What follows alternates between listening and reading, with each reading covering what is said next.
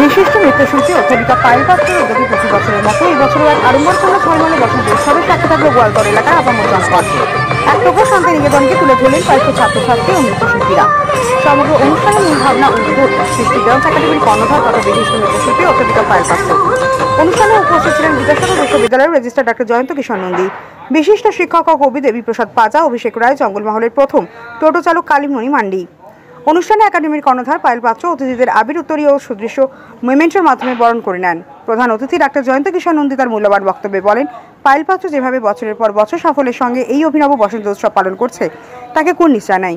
তার সাথে সকল নৃত্যশিল্পীদের আগামী সাফল্য কামনা করি।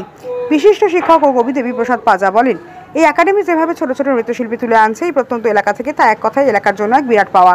এত সুন্দর মঞ্চসজ্জা উপহার দেওয়ার জন্য বিশিষ্ট চিত্রশিল্পী অভিজিৎ পাত্র মহাশয়কে অসংখ্য ধন্যবাদ। আজকের এই বসন্ত উৎসবে এলাকার সকল শিক্ষক শিক্ষানুরাগী মানুষদের সংবর্ধিত করা হয়, যা এক বিশেষ অভিনবত্বের দাবি রাখে।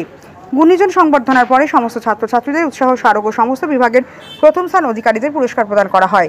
মূল অনুষ্ঠানে প্রায় 400 জন ছাত্রছাত্রী তাদের নৃত্য প্রদর্শন করে ও কচিকাচারা মেতে ওঠে আবির ও রঙের খেলায়। একে অপরকে রঙে লাগিয়ে প্রত্যেকে রঙিন হয়ে ওঠে। একাডেমির কর্ণধার পায়েল পাত্র বলেন, এই বছর অনুষ্ঠানের উৎসাহ উদ্দীপনা আমায় অভিভূত করেছে। আমি আপ্লুত মানুষের এই ভালোবাসা পেয়ে আমি কুর্নিশ জানাই আমার সকল শুভাকাঙ্ক্ষীকে। প্রতি বছরের মতো এই বছরও আমরা সুষ্ঠুভাবে বসন্ত উৎসব পালন করেছি। এই জন্য ছাত্রছাত্রী, এলাকাবাসী ও সমগ্র অভিভাবকদের ধন্যবাদ জানাই। আগামীতে আমরা আরও নতুন রূপে নতুন ভাবনায় গোয়ালতর বসন্ত উৎসব আয়োজন করতে চাই।